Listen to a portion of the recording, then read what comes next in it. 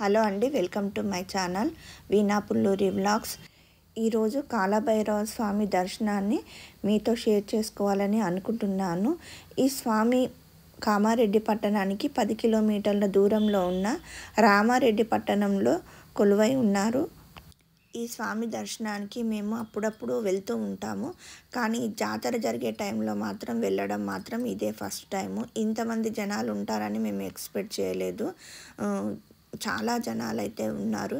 ఇంకా మా వారు బండి పార్క్ చేయడానికి నన్ను దించేసి వెళ్ళారనమాట. నేను అప్పుడే బయట నుండి వీడియో షూట్ చేస్తున్నాను.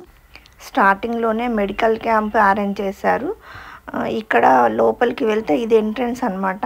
ఇక్కడ అన్ని రూమ్స్ ఉంటాయి. మనం ఎవరైనా వచ్చి నిద్ర చేయాలనుకున్న వాళ్ళు ఇక్కడ ఉండి నిద్ర చేయొచ్చు అనమాట. ఆ ఫెసిలిటీస్ కూడా ఇక్కడ ఉన్నాయి. రామారెడ్డిలో నిద్ర చేస్తే చాలా మంచిదని కూడా చెప్తారనమాట. మాకు మొక్కుంది నిద్ర చేయాలి ఒక రోజు అనేసి, కానీ ఫ్యామిలీ అందరం వెళ్ళి నిద్ర చేయాలంటే అస్సలు వీలవ్వట్లేదండి. అది ఎప్పుడు కుదురుతుందో కూడా తెలియదు. స్వామి జన్మదినం సందర్భంగా ఇక్కడ జాతర వారం రోజుల పాటు జరుగుతుంది. ఈసారి ఖర్చు మొత్తము మా వారి ఫ్రెండ్ పెడుతున్నారు. ఇక్కడ మేము వెళ్ళేసరికి ఇక్కడ స్వామికి నైవేద్యం అది తీసుకెళ్తున్నారు. స్వామికి డ్యాన్సులు చేసుకుంటూ ఇక్కడ భక్తి పాటలు పాడుకుంటూ భక్తులందరూ ఇక్కడ డ్యాన్స్ చేస్తున్నారు. మేము కొద్దిసేపు అక్కడే నిల్చున్నాము. మా వారి ఫ్రెండ్ కూడా ఇక్కడే ఉన్నారని మా వారు ఇక్కడే నిల్చున్నారనమాట. చాలా బాగుంటుంది. మాతో పాటు మీరు కూడా కొంచెంసేపు వినండి, చాలా బాగా అనిపిస్తుంది.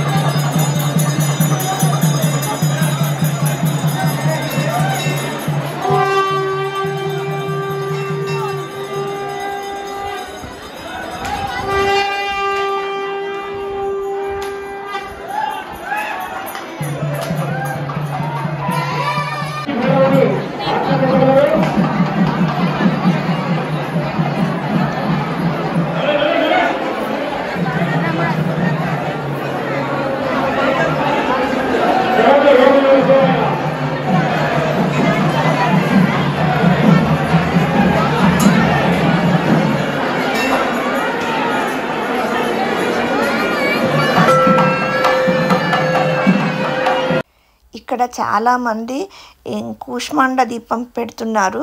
కూష్మాండ దీపం అంటే గుమ్మడికాయలో దీపం పెడతారనమాట. ఈరోజు కాళాష్టమి తిథి ఉందట.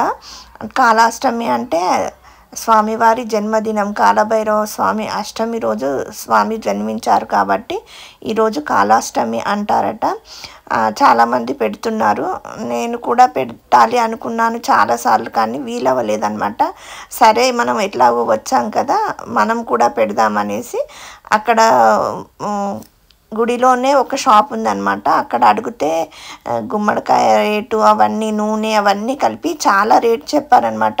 400 వరకు చెప్పారు. సరే బయట ఎక్కడైనా మనం చూద్దాం అనేసి మళ్ళీ వేరే దగ్గరికి బయట ఉన్న షాప్స్లలో వెళ్ళి అడిగితే అక్కడికి ఇక్కడికి మనకి 200 డిఫరెంట్ ఉందండి. అక్కడే తీసుకున్నాను అనమాట. వాళ్ళు అంతా లోపల క్లీన్ చేసి ఇచ్చారు. గుమ్మడికాయతో పాటు మనకి ఒక నూనె బాటిలు, పసుపు కుంకుమ, ఒక ఉప్పు ప్యాకెటు, నల్ల నువ్వులు, నవధాన్యాలు, అగ్గిపెట్టె ఇవన్నీ కూడా ఇచ్చారు. ఒక ఇస్తరాకు కూడా ఇచ్చారనమాట. అది తీసుకొని వచ్చి ఇస్తరాకు పైన మనము ఉప్పు మొత్తం పరచాలి. పరిచి దానిపైన పసుపు కుంకుమ వేసి అప్పుడు గుమ్మడికాయను 2 గుమ్మడికాయ ముక్కలు ఉంటాయి కదా, అవి పెట్టేసి అందులో నూనె పోసి వత్తులు కూడా వాళ్ళే ఇచ్చారు. అవి 2 పెట్టి మనం వెలిగించుకోవాలి. చాలా మంచిదని చెప్తారండి కూష్మాండ దీపం వెలిగిస్తే. చాలా రోజుల నుండి అనుకున్నాను వెలిగించాలని, కానీ స్వామి ఈ రకంగా ఈ భాగ్యం కలిగిస్తాడని అనుకోలేదు నేను. ఇక్కడ ఇంకో ప్రత్యేకత కూడా ఉంది. ఇక్కడే గుడి వెనకాల బావి ఉంటుందన్నమాట. పెళ్ళి కాని పిల్లల ఎవరైనా కూడా వివాహం కాని వాళ్ళు, సంతానం లేని వాళ్ళు వీళ్ళందరూ కూడా అక్కడ బావిలో నీళ్లు తోడుకొని బిందెలతో నీళ్లు తీసుకొని వచ్చి ఇక్కడ నాగేంద్ర స్వామికి లింగం కూడా ఉంది. ఇక్కడ లింగంకి భైరవ స్వామికి అభిషేకం చేస్తారనమాట. ఇలా ఒక 2 వారాలు, 3 వారాలు, 5 వారాలు అలా చేస్తే మనం అనుకున్న కోరికలు నెరవేరుతాయని చాలామంది కూడా ఇక్కడ బిందెలతో నీళ్లు తీసుకొచ్చి స్వామివారికి అభిషేకం చేస్తారు. ఇది గుడికి బ్యాక్ సైడ్ అన్నమాట. ఇక్కడ అందరికీ వచ్చిన వాళ్ళందరికీ అన్నప్రసాదము ఏర్పాటు చేశారు. ఇంకా మేము కూడా దీపాలన్నీ వెలిగించుకొని స్వామి దర్శనం చేసుకున్న తర్వాత ప్రసాదము మేము కూడా తినాలని ఇక్కడికి వచ్చాము. చాలామంది ఉన్నారండి ఇక్కడైతే జనాలు. ఇక్కడ కూడా ఇంకా మేము లైన్లో నిల్చొని ఇంకా అన్నం తీసుకొని మేమైతే భోజనాలు అయితే చేసాము. చేసిన తర్వాత ఇక్కడ ఎంట్రన్స్లో అన్నమాట మనకి ఇక్కడ శివుడిని ఇవన్నీ పెట్టారు. అక్కడ కొన్ని ఫోటోలు దిగేసి మా వారి ఫ్రెండ్ని మళ్ళీ ఒకసారి కలిసి మేము తిరుగు ప్రయాణం అయ్యాము. జాతరప్పుడు వెళ్ళి స్వామిని దర్శించుకోవాలన్న కోరిక మాకు ఈసారి నెరవేరింది. చాలా సంతోషంగా అయితే తిరుగు ప్రయాణం అయ్యామండి.